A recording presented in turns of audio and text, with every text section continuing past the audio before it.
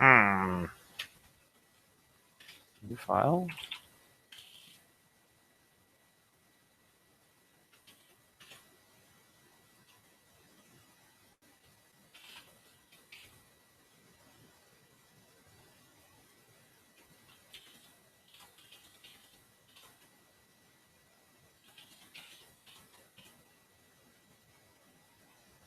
What?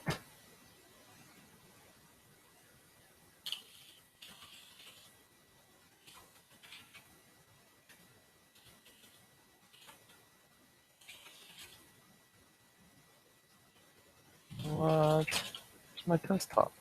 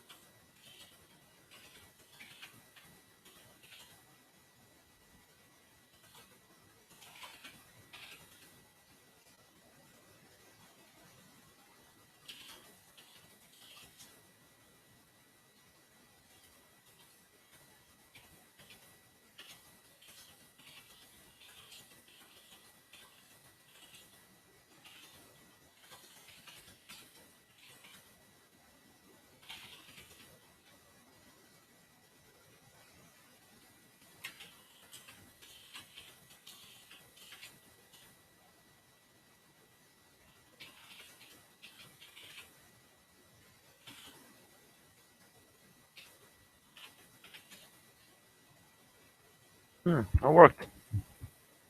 That's cool.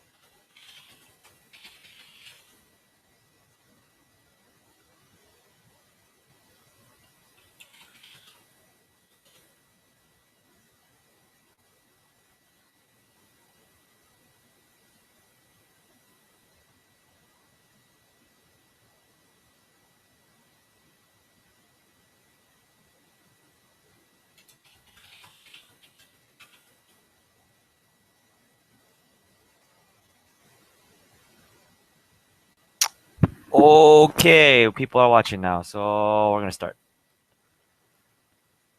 Not this yet. Not this yet either. I was gonna do a review of lesson 4 real quick, just so people up to speed and get some water. Okay, so lesson 4 was mainly about classes in JavaScript. Kind of funky, but they're pretty useful. Classes are basically groupings of data, which are properties, and methods.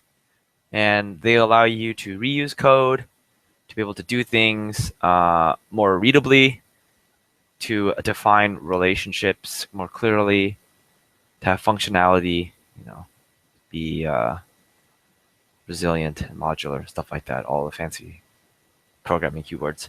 Anyways, so how you do in JavaScript is just like declaring a variable. You do var, and then you don't have to do this, but you should.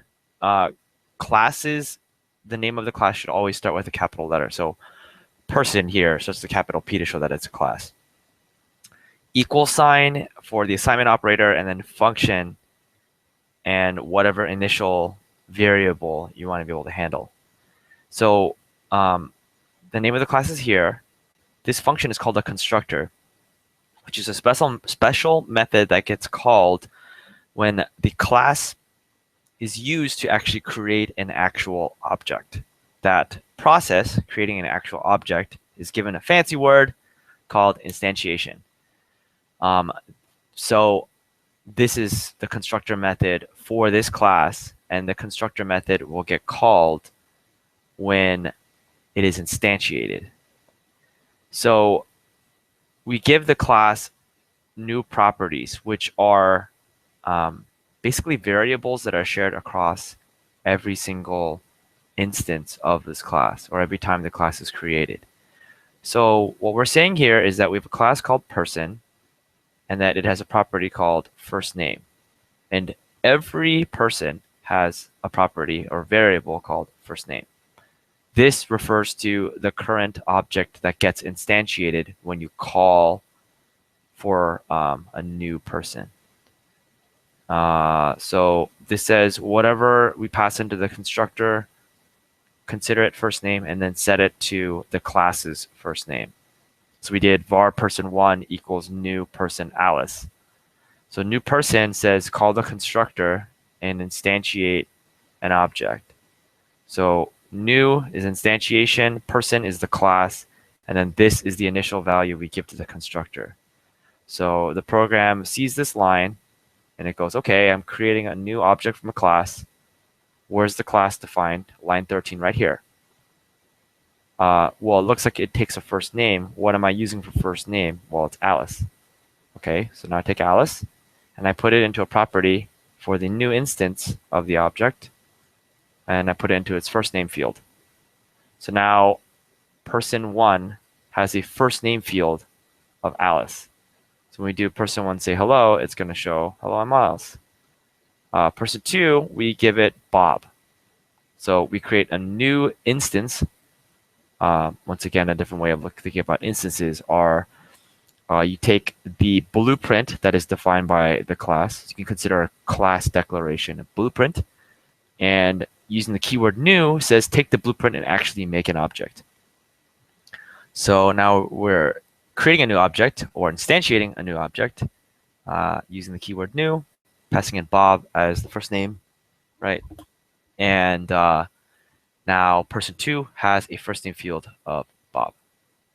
In addition to this, we added a instance method. So every instance of person can do the say hello method by doing person.prototype.sayhello and then calling the function name. So when person, an instance of person is told to .say hello, this method gets called. So it's going to do hello, I'm, and then this .first name.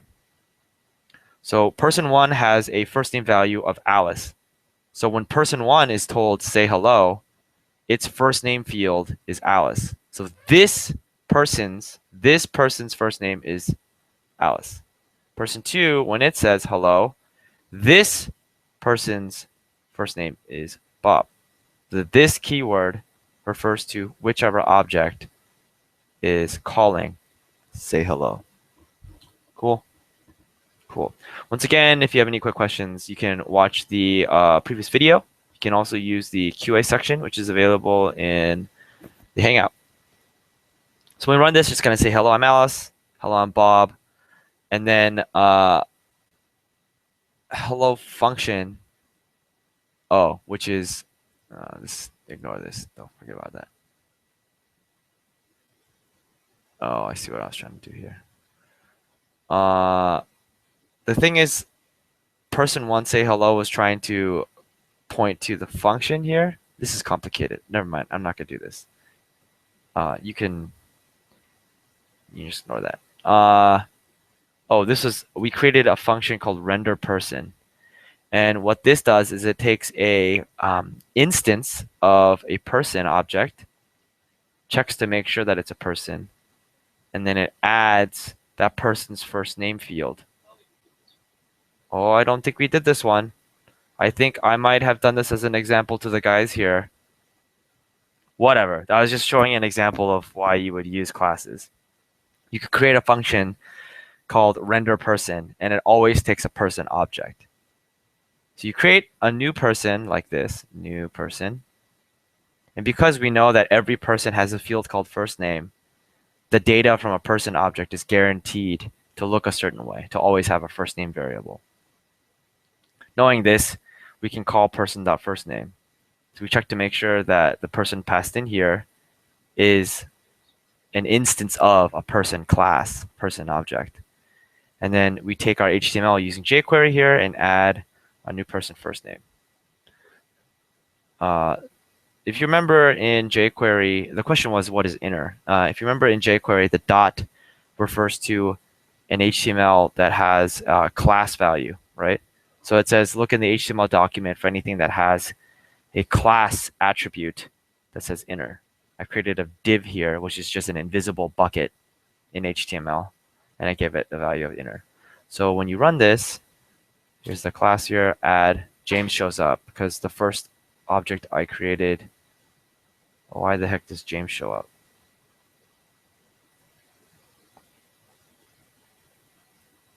Alice, Bob, undefined. Oh, where did James come from? Oh, here. So when you click the button, I created a new person called James, and it adds it. So this button has a listener on it. Let me pull this up. This button has a listener function here. When we click anything that has an ID of button, run this function. And this function creates a new person named James, and then uses the render person, which injects it into the HTML file. So it's always going to do James. Anyways, just quick review. That's not this class. You can watch the video for lesson 4 on YouTube. It's available. I was just quickly going over it. New cool stuff. New cool stuff today, guys. It's going to be fun. I am going to show you the website. This is just so I can remember later that this is where the video starts. Okay, so today's lesson is going to be over version control and how Git works. All cool stuff.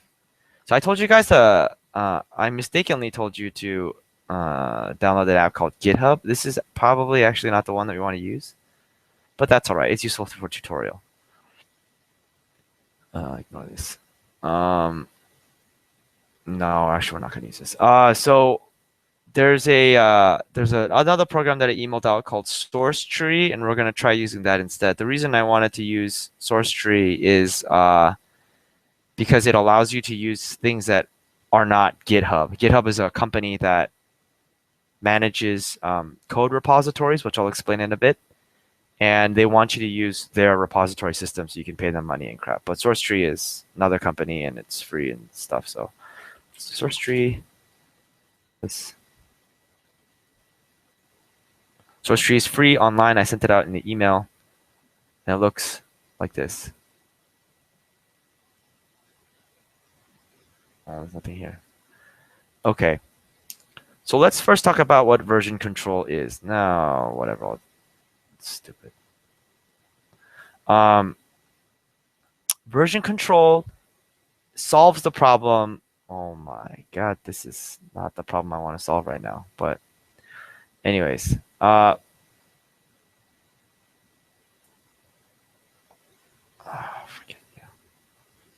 okay. Version control tries to solve the problem of how do you maintain code with a lot of people. So we have a lot of people signed up for this RCC Hackers, summer sale. If we were all to work on the same website, let's say that we were working on some HTML website and we all wanted to make changes at the same time, inevitably, there's going to be problems. So let's say we bring up a new file. To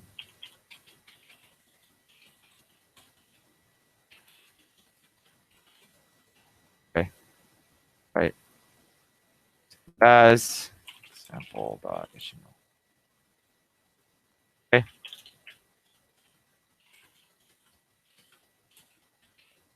right. We've all seen this before, right? Here's head, here's body tags. In the body, I'm gonna do a script, right? Okay, so let's say somebody does something like var k equals 0, right? And then somebody else does var q equals 0. Now, right now,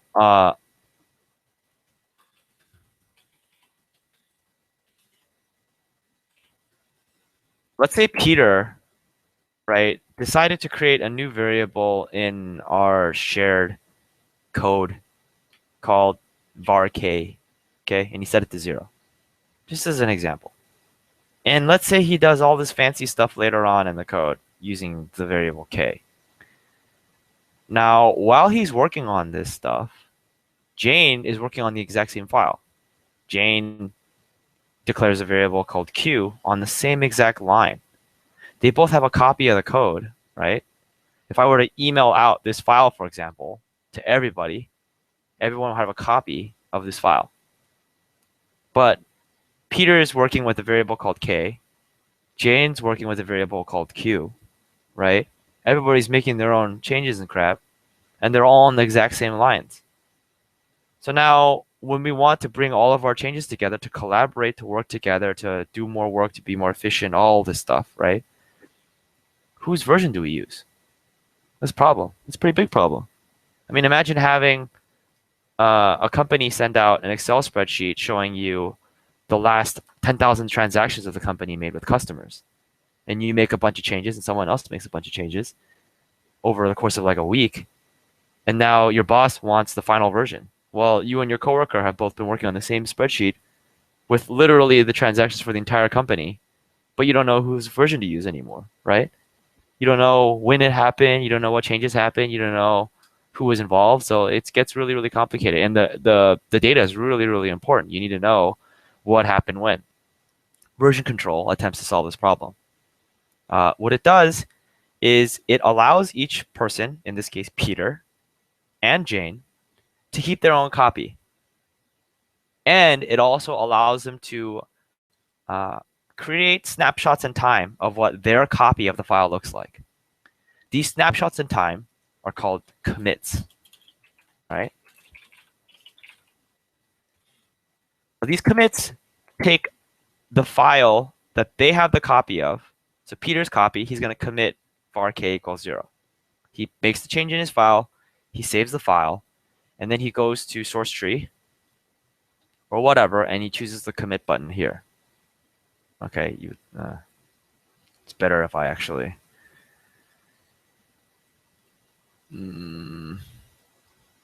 yeah, it's better if I actually do this. I'll do it later. Okay, so he makes the changes and he makes a commit. So he created a snapshot in time of what the file looks like.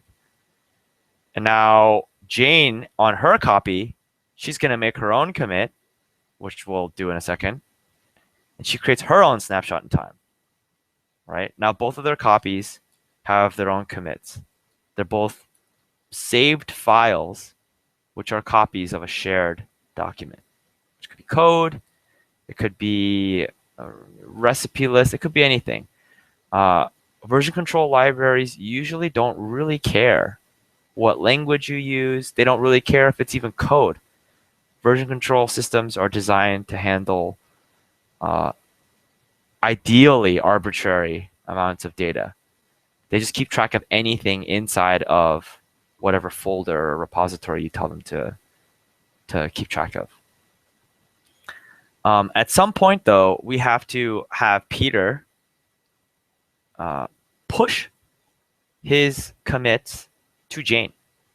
And at some point, we need Jane to push her commits to Peter. Commits being the changes that they've made in the file. Okay? If Peter defined vark equals 0 on line 12 and Jane defined varq on line 12 on her copy, there's going to be what's called a merge conflict. Okay? The system cannot figure out automatically, based on the lines, based on the file and how it's changed, based on the commits, which version to use. And it's going to ask whoever is trying to push the changes, so from Peter to Jane or Jane to Peter, they're going to ask that person, okay, you have to be able to handle the changes that exist on the shared copy.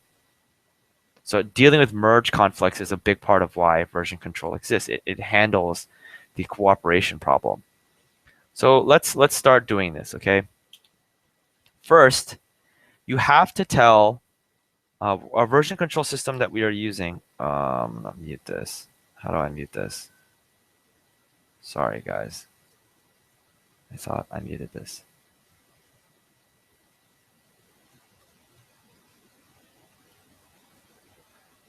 Okay, that was easy. We have to tell our version control system, and the version control system we're using is called Git. There's also Mercurial. There's also, I think actually that's the only two that I know. I'm sure there's more.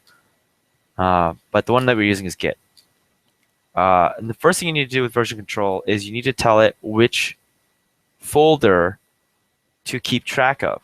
Now, the folder that you choose to keep track of is now called your repository.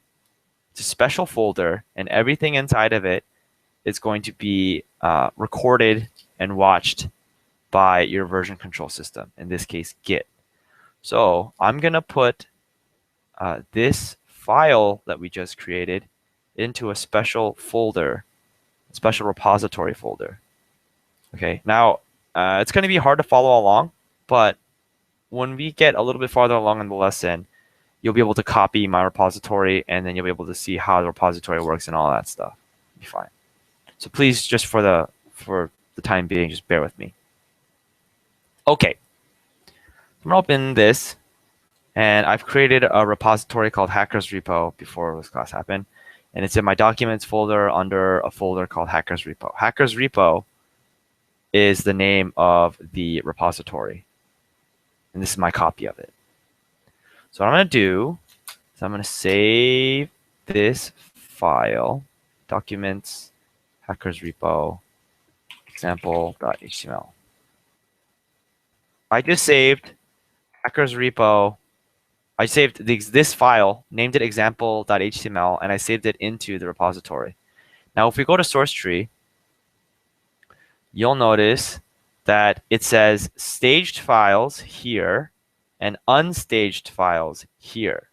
Okay, this view is what it looks like before you create a commit. All right, it's asking you which files do you want to create a snapshot of. That's what the staged files mean.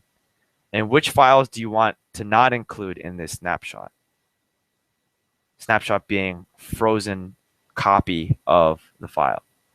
So I'm going to move the example.html from the unstaged, the ones I currently am not creating a snapshot of, into staged. To do that, I click and drag up. Oh, I guess not. I guess I have to, oh, okay. So I guess in the Windows version, you have to add it. So you hit right click on Windows, and you're going to hit add. And that's going to move it up here. The plus sign means that this is a new file that the repository has never seen before. There will be triple dots if it's just a change in the file. And over on the right side here, it shows you what changes just occurred in this file compared to an old version. The plus sign means that a new line was added. Because this is a new file that we're adding to this repository for the first time, every line is going to be a plus sign. You notice the doc type tags that we wrote, HTML, head tag, close head tag, body, so on and so forth. And this additional 20, line 20, just says there's no new line. There's no empty space at the end of the file. So it's just telling you that that exists. Okay. Now, what you can do here is you can actually modify this snapshot. So I can like drag these lines. I click, hold down Shift, and click again. Oh, never mind. I can't do that yet. Well, when you make a later commit, you can. Yeah, never mind. Anyways, I want to create a snapshot of my example.html file, this initial file that I just made in my repository. So I've staged the file. That's the first thing I need to do. And the next thing I need to do is to create a commit message. This is going to be the message that describes what this snapshot holds. Okay. The commit message here tells me later what this snapshot entails. So I'm going to say initial commit of files. I could have said anything. This is a message to me in the future, right? This is like keeping track of what changes happened. And you want to keep these commit messages as concise as possible, because as you make a lot of changes, there's going to be a ton of commits. So it's going to be messy, right? So I'm going to commit this, and you'll notice that now I am in the view of my repository, and it shows me all of my commits. So here's my first commit. I'm going to create a second commit just so you guys can see what it looks like. So I'm going to go back to the file here, and I'm going to declare var q equals 1, right? Cool. Now I go back to source tree, and you'll notice that it says uncommitted changes. So if I click this, you'll notice that there's a smaller version of that commit window that we saw earlier here. Okay, I'm in the branches window under master, uncommitted changes. I click this and it shows me what changes are not committed yet, what commits I can make, what files have been changed. I think I can drag it now. Nope, Windows version is dumb. It doesn't let me drag. It's unfortunate.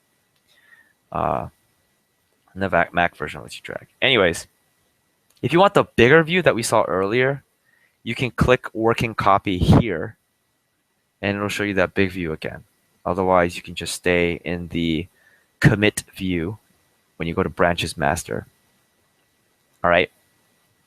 So I go to uncommitted changes. You'll notice that there's a minus sign saying that this line got deleted. Line 13 got deleted, and a new line 13 was added, this plus sign, with this information, var q equals 1. And that's Jane. So now I'm going to add again. Okay. I'm going to hit the commit button. It's going to ask me to add a message. Added the variable q. This is, once again, any arbitrary message you want. It just tells future me later on that this is what the change entails. Commit. Now you'll notice that here's the initial commit that I made, and here's the second commit that I made. These are two snapshots in time. If I click on the initial one, you'll see what changes occurred in it. And if I click the latest one, you'll see what changes occurred here. Right? Pretty useful. You'll also notice there's a timestamp for the date. There's the author name. And then there's what's called a hash of the commit. This is a special, unique identifier to refer to a specific commit. It's a bunch of numbers and letters and stuff.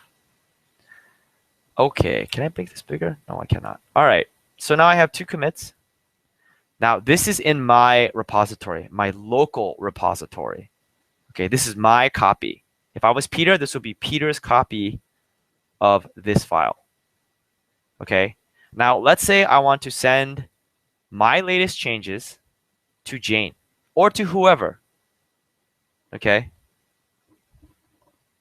I want to send my latest copy of this file to whoever. That's called a push. You're pushing your changes to other people. Okay. So when you push, you have to push it to a server somewhere. It could be someone's actual computer. Let's say that me and another guy named, I don't know, let's just continue Peter. Let's say I'm working with Peter and I want to push my changes to Peter. Okay. I have to push my changes to a remote repository, some other computer somewhere else out in the world that's going to hold the merged, everyone's changes, merged copy of the repository.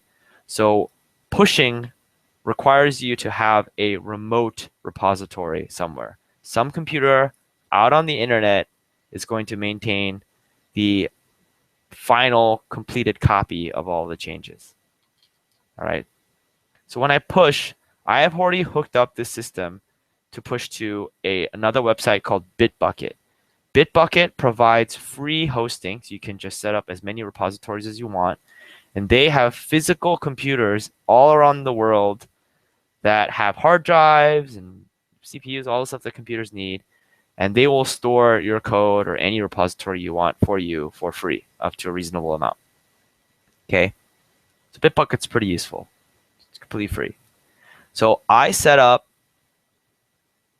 my local repository to use Bitbucket as a remote repository. Okay. Now, if I go to overview, if I go to commits, and I'll send you guys a copy to this. We'll take a look at this in a second. Okay. If I go to commits, you'll notice that I have no commits. Rendering me is useless. Now I am sad. There's no commits here. This is because we have not pushed our local repository, including the 2 commits, to our remote repository, which is being held by Bitbucket. Oh my goodness, where is it here? See, nothing. This remote repository does not have any commits. It doesn't know about any of the changes that we've made. So let's push our local changes, okay, to this remote server. So I hit I'll do this again. I'll hit the push button here. It's giving me all this information. I've already hooked it up that this is the URL for where the remote repository exists. And it's going to ask me which branch to push. I will explain branches some of the lesson. Branches are kind of complicated. But for the sake of this lesson, there's going to be only one branch, which is master. Master is always the first branch that ever exists in a repository. So just don't worry about what it is for now. Just know that it exists. So it's asking you to push. So you want to check this master box. And you'll notice what happened is that the remote branch filled with master. And the track button says that any changes that you make here will also be tracked by the remote branch there. So I want to check this push to push my 2 commits to the remote branch, and I want my local copy to track the remote copy. So now that this push box is checked and this track box is checked, I'm going to hit OK. And now I'm pushing my changes, my local repository changes to the remote repository. Now let's go back to that Bitbucket website, and when we go to commits and refresh the page, you'll notice that now these 2 commits appear. Okay. So now we've told our remote repository to accept the 2 changes that we've made in our local repository. Local meaning your computer. So my computer has this copy, and it made these changes, and it made it in 2 commits. And now I just pushed these 2 commits to a remote repository so that it also has the latest copy. And now off of this website, we see that it accepted both of the remote commits. The author is me. The commit unique identifier 52EE44B matches the ones shown in my, right, 52EE44B. These unique IDs match, telling me that they're the same. And everything looks cool. Now, if I click into the commit, you'll notice that it actually shows me the file. And it shows me which files are changed. Pretty cool, right? All these changes. So now what happens if I'm going to go to source, open example. And what happens here is I can actually make changes. Okay. Usually these systems, these companies that provide version control for you, give you an editor for code inside of their websites. Both GitHub and Bitbucket do this. I don't really recommend doing this because it's not very safe. And your local editors like Sublime give you all sorts of nice coloring and functionality that maybe these remote ones don't. But for the sake of this lesson, I'm going to use this. So I'm going to edit. Okay, so now it allows me to actually manipulate this code, right? And I'm going to say, close up. Yeah, I can. I'm going to say k equals q, which puts q, the value of q, 1, into the variable k. So now k is equal to 1. Okay? And then I'm going to say q equals 10. All right? Now I'm going to hit commit here. Added, and this is asking for me for the commit message. Added k equals q and stuff. I'm going to commit. So now my remote repository, my remote copy of my project, my repository, has these changes. Now if I go to commits, you'll notice that there are 3 commits now. They're the first 2 that I pushed from my local repository to the remote one.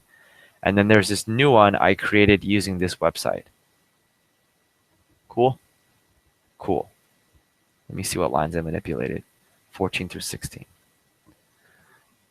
Okay, so I'm going to go back here. Now notice my local copy has no idea what happened in the remote copy. Okay, so what this is simulating is Peter just made these changes. Peter added k equals q and q equals 10. And he's pushed it to the repository. Everything's cool. But Jane still has this local copy. Jane has no idea that Peter, silly Peter, added these changes. Okay. So when Jane's working, Jane's going to say q equals k, okay, taking the value of k, 0, and putting it into q, right? And k equals 100. She saves. Jane just saved this copy. And she goes to her source tree. She's that uncommitted changes, sees uncommitted changes. She's going to add these changes and create a new commit. And hers is going to be q equals k, and Peter is dumb. Let's say that she wants that to be the message. Commit. Okay. So now it says here that her version of master, her version of the repository, is 1 commit ahead of the remote copy. So what this says is that last time I looked at the remote repository, I saw that it had these 2 commits. This new one is 1 commit, 1 new snapshot compared to what's on the repository somewhere out in the world. So we have changes on our local machine that do not exist on the remote server, some other computer out there. We are 1 ahead. But here's the thing. Here's the problem. I've made changes on lines 15, 16, and 17. This is Jane making changes here locally. Peter made changes on the same exact lines, 15, 16, 17. Well, 15, 16 specifically, right? But he did it using the website, and he saved it directly to the remote repository. So now what's going to happen? Jane's made this commit. It's here. She tries to push, checks the push box. Make the checkbox is already full. Hits OK. See the pushing? Oh, there was a problem. Look, the remote server rejected our push. It says, hey, you need to fetch first. Fetching means ask for the latest state of the world, all of the commits from the remote repository. Our push was rejected because we haven't seen what the latest state of the world is on the remote repository. It's saying, hey, your changes are not available. So say close, hit cancel, shoot, I need to do a fetch. I have no idea using my local copy what happened to the remote copy. So to do that, I do this fetch. Okay, fetch from all remotes, hit OK. This is going to ask our remote repository, give me your latest state of the world. And now we see Peter's commit, added k equals q and stuff. And you'll notice that this little pink line that branches away says that our local copy, which is the blue line, right, has diverged, has branched away from the remote copy. The remote repository has this commit that we've never seen before. Okay, and now we have our commit. All right, so now our local repository knows that the remote one has additional changes. Now think back to school. Think back when you guys were all working on a group project together. Let's say that you were making a PowerPoint presentation and you all had copies of that PowerPoint presentation, right? Let's say that you add slides 7 through 20 and then your friend adds slides 15 through 19. 18 and 19 are going to be conflicts. Your 18 and 19 and their 18 and 19 might be different. But it's not until you try to save or actually look at the differences that you notice that the copies have diverged. So you have to figure out a way to handle this. So Git and source tree and the GitHub application that I sent all you guys, right, comes with a program that tries to automatically merge and resolve these conflicts. Okay. But if it cannot, if the actual lines of code are overlapping as they are here, it's going to ask the current user, the current person that's trying to push to handle the conflict. Okay. So the first thing I need to do is I need to bring this diverged copy of master into my local copy. The fetch just told me where the remote repository is, but it didn't actually pull it into my copy. To actually force Peter's changes into my local copy, I need to use the pull command. I'm pulling the remote repository's changes into my local copy. That's what pulling does. I'm sure you already know this. So I hit the pull button. I'm gonna keep it. Pull from remote. Yeah, it's fine. Pull branch. Yeah, this is all fine. Hit OK. Now I'm pulling the remote repository. It did a merge. I am not sure how it did this merge. Oh, I must have done auto. Oh, see, look at this. Look what happened. I should have expected this. Okay, so because Peter made his changes first, right? He did k equals q and q equals 10. His commit happened earlier than mine, right? So what it did was it took the remote repository and it kept it as the truth. And then my commit came later, q equals k, k equals 10, right? So it added my changes underneath Peter's, creating this merged commit where both states of changes occur. Okay, that's what happened here. Let's say that I don't like this merge. I am not a fan of what happened here. I am not a fan of how the system automatically merged these changes. This is not the correct set of changes that I want. I can revert my local copy back to a previous commit. I can go back in time to one of these snapshots. So my local copy is here. You'll notice that the program source tree created a automatic commit message saying merge branch master of blah, blah, blah, blah, blah, right? And now it says I'm 2 ahead of what the repository has seen. I don't want this commit to go out. This is a bad change. This is just an example. This is a bad change. So I want to go back to my original copy of this file where Peter's changes did not exist. So I can right click and there's a reset option here. Okay, this is very dangerous. What I'm about to do is very dangerous. If you do this incorrectly, you can get into some problems, right? Reset. So there's a couple of options here. Okay, the hard says keep my local repository changes and delete permanently anything that I've pulled from the remote repository.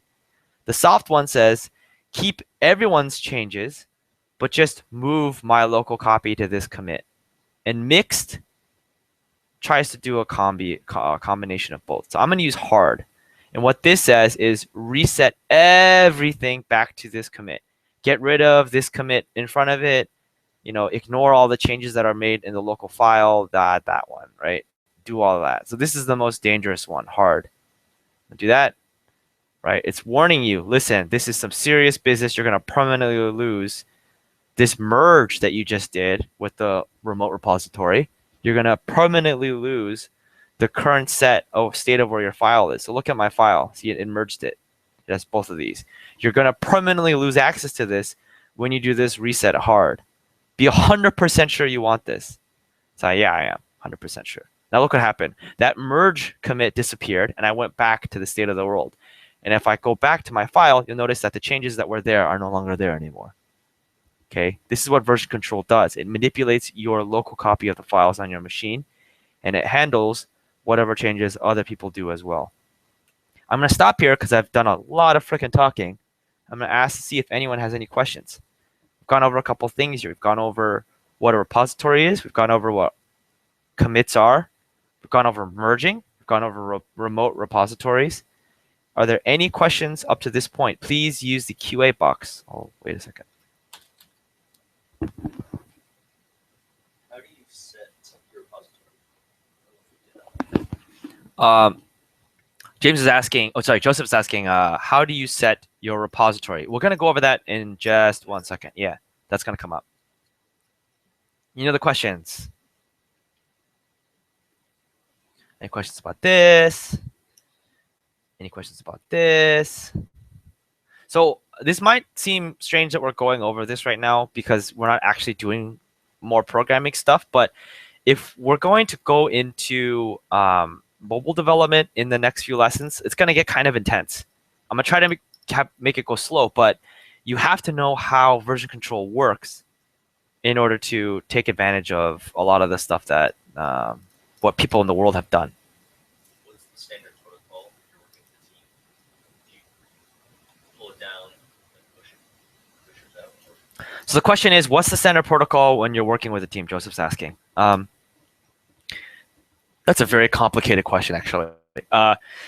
There's a huge philosophy behind how companies use repositories and version control. Some companies will say there's actually a guy who manages all the merge conflicts. You might have an engineering director, you might have a programming director, and their only job is to look at pull requests. A pull request is you make a set of changes and then you request that it gets accepted by the remote repository. So you're uploading your current copy of the repository to some person, and that actual human being reviews all your changes and then chooses whether or not to pull them into the repository. Sorry, push, yeah. So as a developer, as the local person, right, you make your changes of the copy, and then you do a push to the remote repository. That gets called a pull request because to the repository, it looks like a new set of changes are being pulled in. As a developer, you're pushing them to the remote repository, right? One strategy is that you have some experienced individual, whatever, manage all of these requests. They look at every line. They make sure you're not an idiot. And they're like, okay, these changes look good. Or they come over to you and say, this pull request was terrible. So if you work in tech right now and you're hearing the term pull request, that's what it means. It means that somebody was trying to ask that their local copy is accepted by the master copy out in the world. That's one way to do, version control and all this stuff. That's one. Another way is if you have a really, really small team, I wouldn't recommend this, but if your project is small enough, your team is small enough, you can just commit straight to master. All right. You just make commits straight to master, and when there are conflicts, you handle them yourself. The problem with this is that if your commits are huge, like we're saying that you're manipulating thousands of lines of code, right? When you push your gigantic dump of code out into the world, right? This huge heaping, steaming pile of code, right? out into the remote repository. When somebody else tries to upload their changes, when they're trying to do their push, they have to pull this huge amount of code. It might be thousands of conflicts, right? And they don't understand why you wrote that code. You named your variables all weird. You named your classes all weird. You named your methods all weird. They don't know what it's trying to do. Then it's a nightmare for that person to deal with those merge conflicts, right?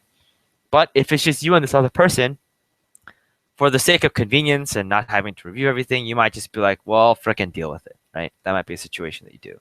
And there's all sorts of other strategies involved. There's like multiple layers of review. There's multiple things you can do.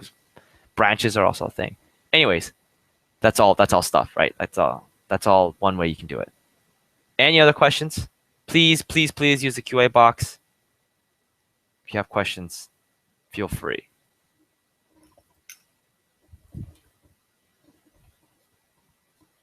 Okay, I'm gonna move forward. All right, so I wanna do this pull again. So now I'm at my change, Peter's change. Okay, I'm gonna pull, but this time I'm gonna say not to commit merge changes. Okay. Okay. So now you'll see, here's what happened. I didn't choose the commit merge changes, which tries to automatically handle the merge by just adding, okay? So now you'll see that there's uncommitted changes here and showing me that it did the merge, but it did not create the commit automatically. So I can go into my local copy of the file, all right? And now I see, here's Jane's changes here. All right. And these are Peter's changes. Right? Cool. Let's say Jane's like, screw Peter, Q equals K all day. So you can delete Peter's changes, save the file again. All right. And you'll notice here, look, here's the staged copy. This is what is going to go out in this commit. And here's what is unstaged. So I'm going to move this, stage this bad boy. Whoops. Oh, don't want that. Add. Okay, so now I've added my latest changes. This. And now when I hit the commit button to make a new snapshot in time, you'll notice that it automatically put in merge branch master. What this is saying is that I have decided what the actual final version of this file is going to look like, right? I'm merging the remote repositories copy with my local copy, and I am deciding the truth. I get to pick what the file actually looks like. And I'm deciding that when you merge those two changes together, this is the final, right, actual version of the file. If I hit this commit button, I'm creating a snapshot on my local repository that says this is the final. Now, the remote, I just did that. So you notice the merge here. Here's the changes. The remote repository has no idea that this happened. You'll notice that my source tree is still showing that I'm still 2 commits ahead, right? If I go back to what the remote repository sees under commits, it still has just the initial 3 commits, the first 2 that I uploaded and then the one that I made using the website, right? It has no idea that I created my own change and then I pulled the remote in. So now I have to do a push, okay? The remote repository is going to accept this push. And the reason it's going to accept this push is because when I make the push from my local copy to the remote, I am also giving a list of all of these commits that I've seen. The remote repository will look at these commits and see that if it includes all of the commits that the remote repository currently has. So my computer is going to push 5 commits to the remote repository. The remote repository currently only has 3 commits, okay? It's going to ask my pushed changes, do you have the 3 commits that I already see? And it will see that, yes, I do. And then it's going to accept these new 2 commits that I'm sending up. It rejected my previous push because my local copy did not include all of the commits that the remote repository had already seen. Cool? So now I'm going to push. I push this. Yeah. Okay. Pushing. And this one's going to be all cool.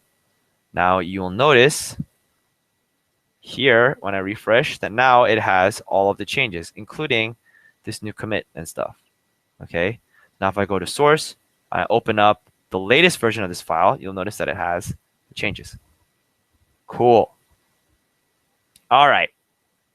So the question was, how do you create a new repository? There's a couple ways to do this. The easiest way, in my opinion, is to do what's called a clone. Okay. You go to the company that you want to host your set of code. So I'm going to choose Bitbucket because it's freaking free, but GitHub also has a free option. I don't think it's cool. Well, I mean, I use it a lot. GitHub is really awesome, but it's not as useful for doing these really small projects, in my opinion. So I'm going back. I signed up for a Bitbucket account. You can do that by going to bitbucket.org and creating your own account, and it's going to show you something like this. It'll show you this. Okay, it'll show you all the repositories, which will be blank because you won't have any yet. It'll show you all this other stuff. What you're going to do is you're going to go to repositories, and you're going to do create repository. Okay, I'm going to create, this is going to be test repository. This is just the name. It's just the name of the repository, special folder that you're going to keep track of. You can name it whatever you want. I recommend that you name it after your project. Let's say that you want to create, I don't know, what about Hyunsu, right? Remember that project we did, the freaking Tinder thing? Why don't we do that, right? We're gonna make that project. So you can get that name, private, fine. Repository type, you want to choose Git because that's the one that we've been doing. Create repository. Now, the remote repository has been created. Okay, this exists out on some computer somewhere out on the internet. I want to create my local copy of this repository. To do that, it's called a clone. It's called a Git clone. You're cloning a local repository, creating a copy, and then saving it onto your local machine. You're pulling it from this remote repository and bringing it down into your machine. So you can do that by clicking the clone here. And you'll notice that there's this SSH command. On Mac, if you open up terminal and you copy pasta, this line here, and hit enter, it will copy this repository into whatever folder your terminal is currently in, which is usually desktop. If you have source tree, Bitbucket, Atlassian, which owns Bitbucket and source tree, provides this nifty little clone and source tree button. I'm going to click this button, and it's going to ask me, Google Chrome wants to launch this, blah, blah, blah, blah, blah, sure, whatever. I'm going to launch the application. Source tree is going to now ask me, hey, you just asked for a clone. Cool. You want to create a local copy of a remote repository. Awesome. Where do you want to save this local copy? I'm going to save it under my documents in a folder that's named exactly what the repository is named. What about Hyunsu? Okay. Then it's going to do all this stuff. Right now, it's spinning because it's checking Bitbucket to see if this repository actually does exist. It's making sure that everything's cool. It's doing all that stuff. Hold on, sorry. Root. Yeah, let me clone this. Come on. Checking source. Why is this taking so long? Anyways, it's doing all this validation, whatever. And then when you hit clone, it's going to create a copy. It's so annoying. How about I just do this? Clone repository. I'll do it. I'll push the button again. On the source tree, launch application. There you go. Now it worked. I just hit the button again. Yeah, so I want to save it in my documents folder. I'm creating a local copy of the repository at this directory, and I'm going to hit clone. Now it pulls it. Now I have two repositories. One was the one I was doing before, and here's the new one, okay? There's nothing here, nothing to commit. So I want to add an existing file that I have. I'm going to add the bonus 3. I think that was the one that had the what about Hyunsu one. Is this right? No, that's not right. Lesson 2? Whatever, I'll just do lesson 2. Okay. I'm going to, where's source tree? Here. I'm going to take lesson 2 and drag it into, oh, I can't do this on Windows. Windows doesn't let me do a lot of things.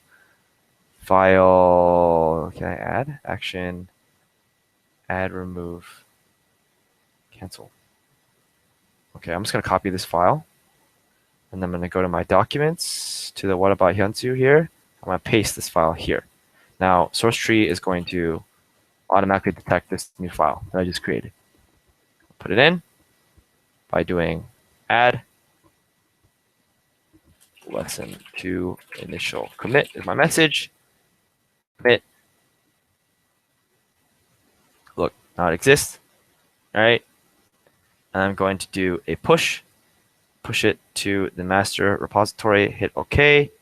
It does the push, go back to Bitbucket, and if I go to commits, you will see lesson 2 initial commit is here. Okay? Cool. Cool. All right.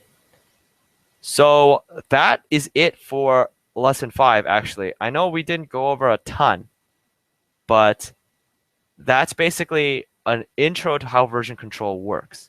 Repositories, local repositories, commits. So what you can do now, you can go to github.com, all right?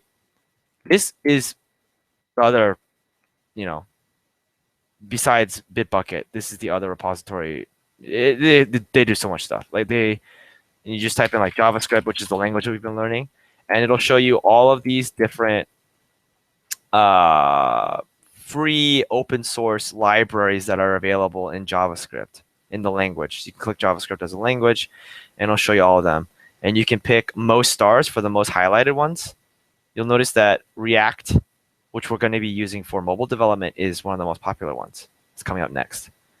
Let's say that I want to use this one, Moment. I don't know. What does this do? You click it, it shows you all the stuff, documentation. What does documentation say?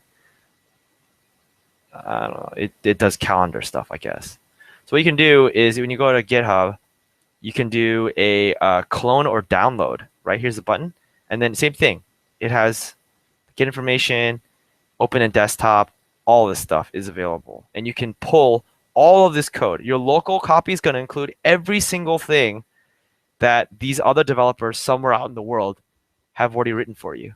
You get your own copy of it. This repository has been worked on for apparently 4 years ago, right? Crazy. I mean, look, 30,031 commits. How many contributors? Let's see. The graph will tell you how many contributors that they have. Look at all these smart freaking people who don't have a life and just code all the time. Like, these are all people who have pushed commits to this repository, who have made changes. Obviously, was probably the guy at the top making the most. Yeah, this guy, 583 commits. You can see timeline of how many commits have happened over the years.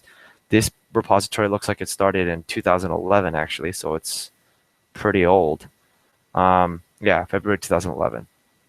So you can just go into GitHub. I mean, sometimes this is really nerdy, but sometimes I just go into GitHub for fun. That's really sad. But and then I just type where is it? There's like a trending one. Where's the trending one? This trending JavaScript. There's usually, I don't know where they put it anymore, but you can do like, I don't know, like swipe views JavaScript,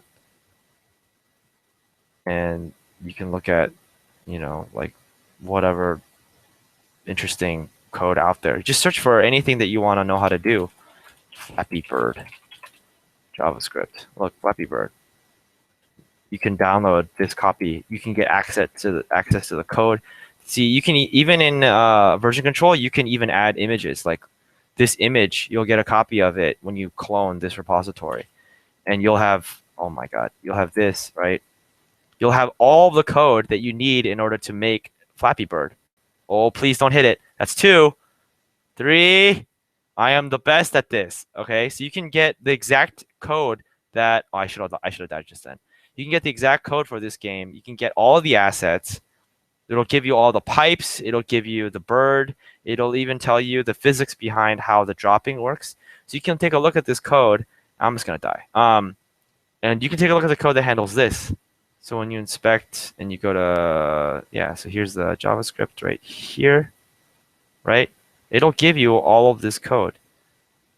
And at this point, you guys can read it, right? Like you can tell that these are functions that this dot x is referring to. Oh my goodness, I don't know how I did that. Body script, right? These are functions. This is an init method. This is a constructor for a class called pipe. It has an update function. It has a draw function, right? There's a conditional you've seen before, the double equal sign.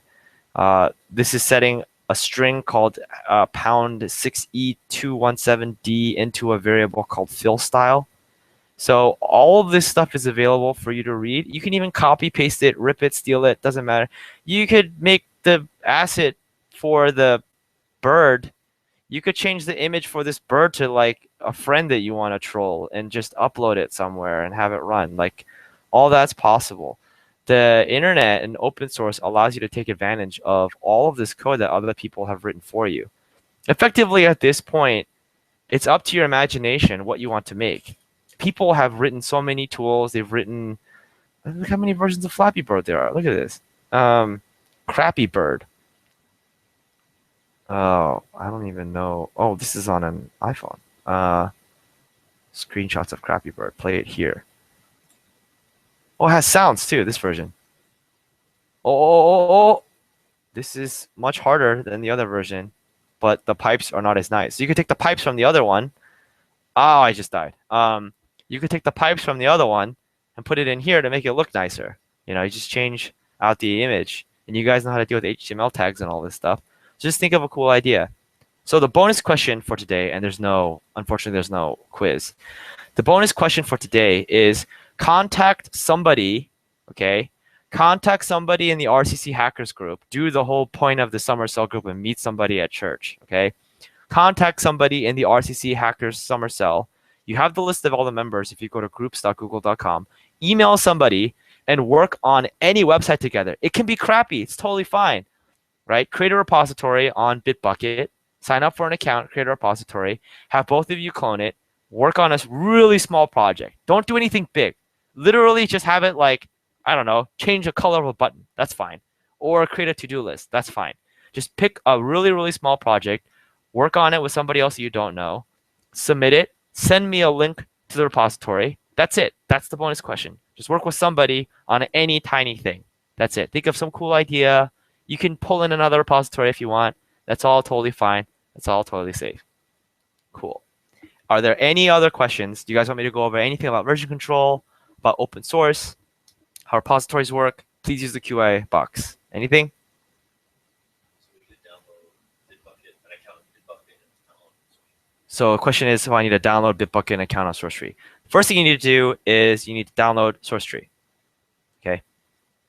And then you need to create an account on Bitbucket. Or you could create one on GitHub. I think GitHub allows you free repositories up to 5 people. So you could do it on GitHub too. Either one. Doesn't matter. And if you run into any roadblocks, just Google it. Honestly, version control, there's so many instructions. There's so many ways that people have explained how to do it. There's videos. I mean, the videos take like 30 seconds to watch. If you get stuck anywhere, just Google what your problem is and it'll be answered immediately. But yeah, create an account on Bitbucket or GitHub. Download SourceTree. Do the commits. Learn the commands. Work with a friend. Handle merge conflicts. Get mad at somebody. It'll be fun. Any other questions? That's the bonus question. Please try it. Email somebody. Work on something cool. All right, so next week, it's going to get real. All right, we're going to do mobile development, and it's going to be confusing, but I promise it will be cool. The pre-work that you have to do to get mobile development, Android development specifically working, is going to require you to download quite a few things. And I do not recommend that you try downloading the stuff like the day of the lesson, or the lesson will be next Monday. I repeat, do not download the stuff the day of the lesson. Try and download it as soon as possible. Okay, it's pretty sizable set of stuff you need to download onto your machine. And once you get it, try to run through. There'll be a website I'll be sending out that has all the instructions. Try running through the instructions and making sure that you can get it up and running. That's the first key. If you cannot get it up and running, Google it. If you still don't know, send me an email. I'll try to help you. But once everyone has it all up and running, we're going to start actually making Android apps together using JavaScript. So that's the plan. All right. So please look at the instructions for the next email that's going out, download the stuff, and try the bonus question where you work on it with a friend. Just make anything, some website. It'll be cool. All right. Any other questions?